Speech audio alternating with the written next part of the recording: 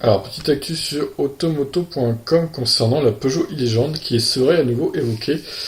D'abord, effectivement écarté, la mise à production du concept Peugeot e-Legend a été à nouveau évoquée par Jean-Philippe Imparato. Souvenez-vous, c'était en octobre 2018 à l'occasion du Mondial de Paris. Un constructeur avait alors fait parler de lui et s'était tout particulièrement distingué de ses concurrents grâce à un modèle qui avait, on s'en souvient, fait tourner toutes les têtes. Il s'agissait bien sûr de Peugeot et de son e-Legend, un concept de coupé rétro-futuriste électrique et autonome inspiré du style de la 504, ayant pour ambition d'afficher le positionnement de la marque sur son futur avec le slogan Unboring the Future, pour un futur qui ne soit pas ennuyeux.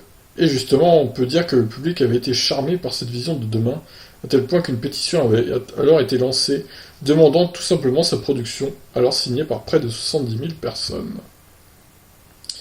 Malheureusement, les espoirs de voir ce Peugeot e-Legend sur les routes avaient rapidement été touchés par le patron de la marque Jean-Philippe Imparato, qui évoquait alors un coût trop important. Je ne peux pas allouer 250 millions d'euros à un tel segment à ce stade. Et pour cause, le dirigeant de 53 ans avait souligné que l'heure n'était pour l'instant pas aux dépenses inutiles et que la priorité était d'abord de préparer les véhicules de demain.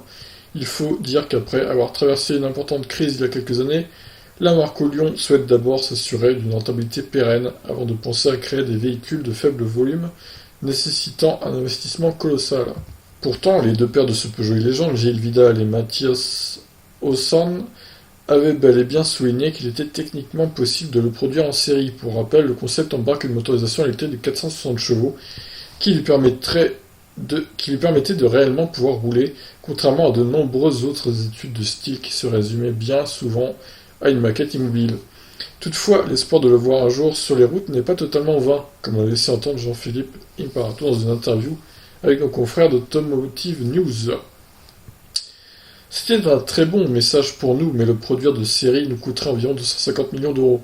Nous avons décidé que nous avions d'abord besoin de nous concentrer sur le passage à l'électrification en premier lieu. Après, nous verrons si cela vaut le coup de dépenser l'argent, mais tous les éléments sont en place pour dire oui. Il ne faudra toutefois pas s'attendre à devoir avoir débarqué ce Peugeot e-Legend en concession tout de suite donc. Si rien n'a été encore confirmé, les bruits de couloir évoqueraient un prix tournant autour de 60 000 euros, bien que cela ne provienne pas d'une source officielle. Patience donc.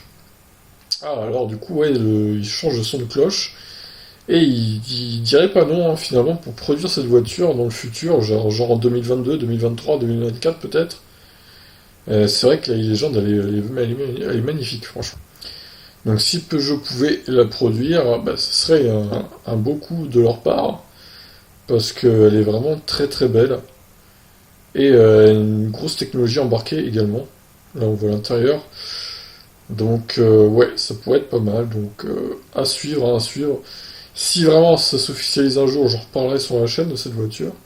Mais ils disent pas non hein, pour la produire dans le futur quand les voitures électriques chez Peugeot, Citroën et compagnie seront peut-être bien installées et produites en masse et qu'il y aura pas mal de ventes.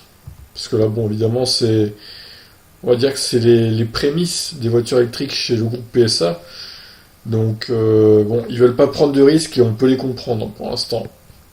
Mais honnêtement, dans quelques années, pourquoi pas la voir débarquer cette voiture. Dites-moi ce que vous en pensez, je vous laisse. Ciao.